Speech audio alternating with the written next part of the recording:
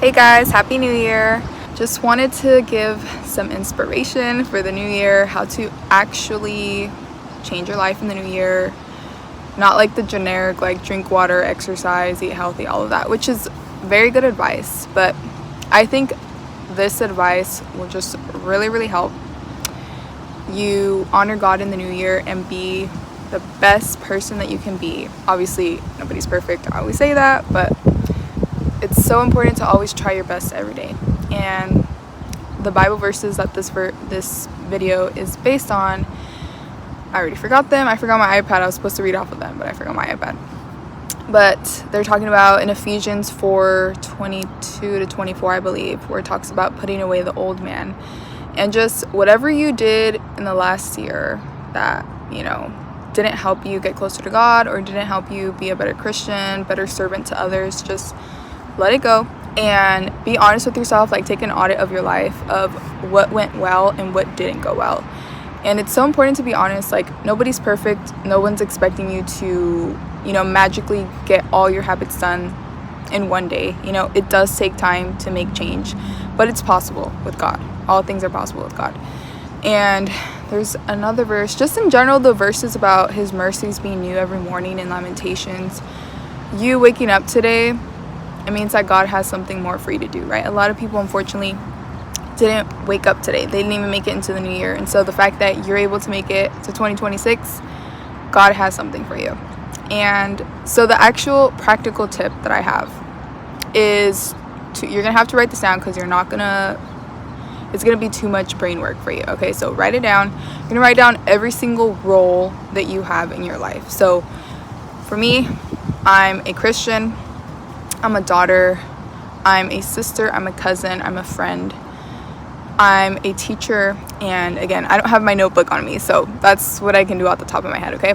And you're gonna go through every single role that you have and what went well last year, what didn't go well, and what would your ideal, the best, for example, me, the best sister that I can think of is always checking in on my sisters, always asking updates on what they're currently experiencing or going through, always encouraging them. A practical tip that I am implementing in the new year is once a month just sending my sisters coffee money and just be praying for you, thinking of you, just because my two older sisters, I don't live with them anymore, so it's only my little sister and I at home. And sometimes when your siblings are making their own families and stuff, it's hard to have the same connection that you had when you guys lived in the same house, but it's completely possible. So that's something that I'm going to implement for being a sister.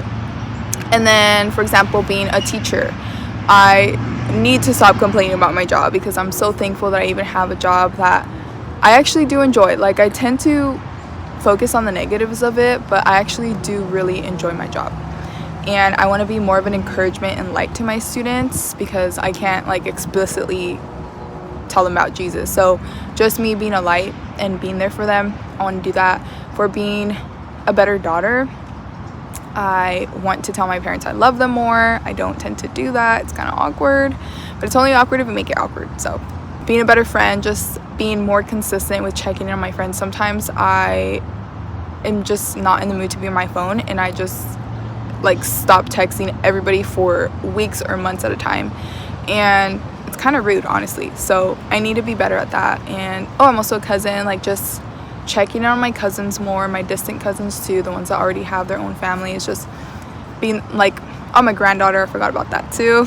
I've made it a goal to call all of my grandparents weekly. It's just go through every single role that you have and see what you can improve on, because there's always something that you can improve on, and give yourself realistic, practical goals on how you're going to improve on it. And have grace with yourself, but also push yourself to be better. Don't just be that's too hard, that takes too much effort, blah blah. You only get one life. You literally don't know when your last day on earth could be, and how sad that you didn't live to your full potential that you possibly could have, just by trying your best every day.